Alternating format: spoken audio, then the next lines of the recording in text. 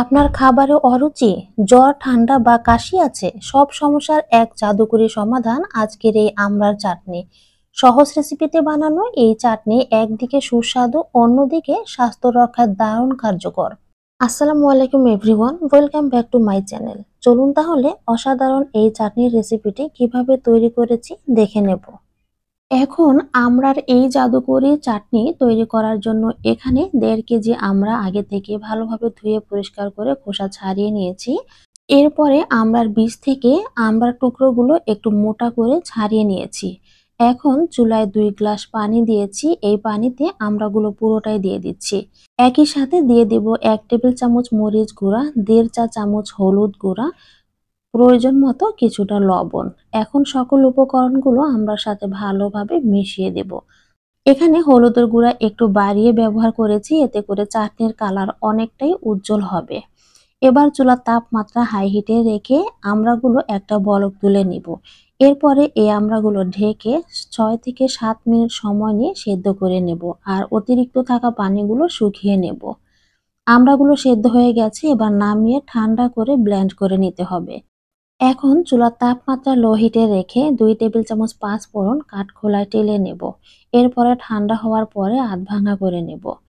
এখানে মাত্র 2 টেবিল চামচ সরিষার তেল নিয়েছি, আর 3টা শুকনা মরিচ, 2 টেবিল চামচ পাঁচফোড়ন। এবার তেলের সাথে মরিচ আর পাঁচফোড়ন হালকা করে একটু ভেজে নেব। এরপরে আগে থেকে সিদ্ধ করে রাখা আমড়াগুলো পেস্ট তৈরি করে নিয়েছি, এই পেস্ট পুরোটাই দিয়ে দিচ্ছি। আমড়ার এই পেস্টগুলো পুরোটাই দিয়ে দেওয়ার পরে তেল মশলার সাথে খুব ভালোভাবে মিশিয়ে বেশ কিছুক্ষণ জাল করতে থাকবো। এরপরে প্রয়োজন অনুযায়ী চিনি অ্যাড করে দেব। আপনি এই চাটনি কতটুকু টক মিষ্টি ঝাল রাখতে চান সেই বুঝে সকল উপকরণগুলো নিজের পছন্দ মতো অ্যাড করতে পারবেন। চিনিগুলো দেওয়ার পরে আমরা চাটনির থেকে অনেকটা পানি ছাড়বে। চুলার তাপমাত্রা মিডিয়াম হিটে রেখে আবারও অনবরত নেড়ে চিনির পানিগুলো শুকিয়ে নেব। এখানে চিনি আর গুড়ের মিশ্রণে আজকের এই আমড়ার চাটনি তৈরি করে নেব। এতে করে রংটা অনেক ভালো আসবে, আবার খেতেও কিন্তু ভিন্ন রকম একটা টেস্ট পাওয়া যাবে। 1.5 কেজি আমড়ার চাটনি তৈরি করার জন্য এখানে আমি 1 কাপ চিনি ব্যবহার করেছি, আর এখন 1 কাপ গুড় ব্যবহার করব। আপনারা গুড়ের পরিবর্তে যদি চিনি ব্যবহার করতে চান সেক্ষেত্রে কিন্তু চিনির পরিমাণটা আরেকটু বাড়িয়ে দেবেন। আর যদি টকের পরিমাণটা বেশি রাখতে চান সেক্ষেত্রে আপনারা তেঁতুলের কাঠও ব্যবহার করতে পারবেন। এখন চুলার তাপমাত্রা মিডিয়াম হিটে রেখে অনবরত নেড়ে চাটনিগুলো বেশ কিছুক্ষণ সময় রান্না করে নেব। এখন টেস্ট বাড়িয়ে তোলার জন্য চিমটি পরিমাণ টেস্টিং সল্ট ব্যবহার করব, তবে এটা অপশনাল। এরপরে কোয়ার্টার কাপ সরিষা গুঁড়া দিয়ে দিচ্ছি। এই সরিষাগুলো আমি পাটায় গুঁড়া করে নিয়েছি। আপনারা চাইলে ব্লেন্ডারে ব্লেন্ড করেও কিন্তু ব্যবহার করতে পারবেন। আচ্ছা, এখানে আমি কালো সরিষা ব্যবহার করেছি। আপনারা চাইলে কালো আর হলুদ সরিষার মিশ্রণও কিন্তু ব্যবহার করতে পারবেন।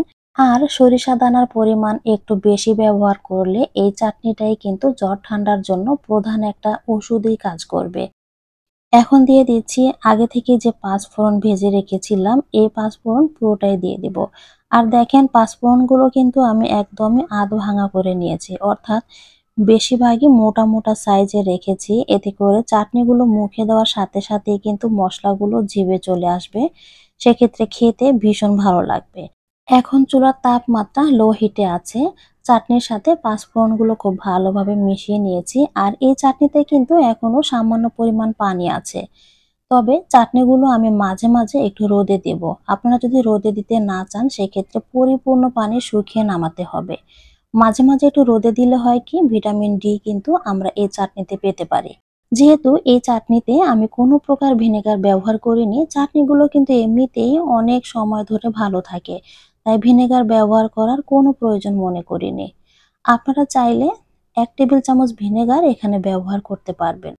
যখন আপনাদের জ্বর ঠান্ডা কাশি থাকবে তখন 2 চা চামচ চাটনির সাথে 2 চা চামচ কাঁচা সরিষার তেল ভালোভাবে মিশিয়ে খেয়ে নেবেন। ইনশাল্লাহ দেখবেন আপনার অসুস্থতা খুব সহজেই সেরে যাবে। চাটনিগুলো দেখেন গরম অবস্থাতেই বেশ আঠালো আছে। ঠান্ডা হওয়ার পরে এই চাটনিগুলো কিন্তু আরো অনেকটাই জমাট বেঁধে যাবে।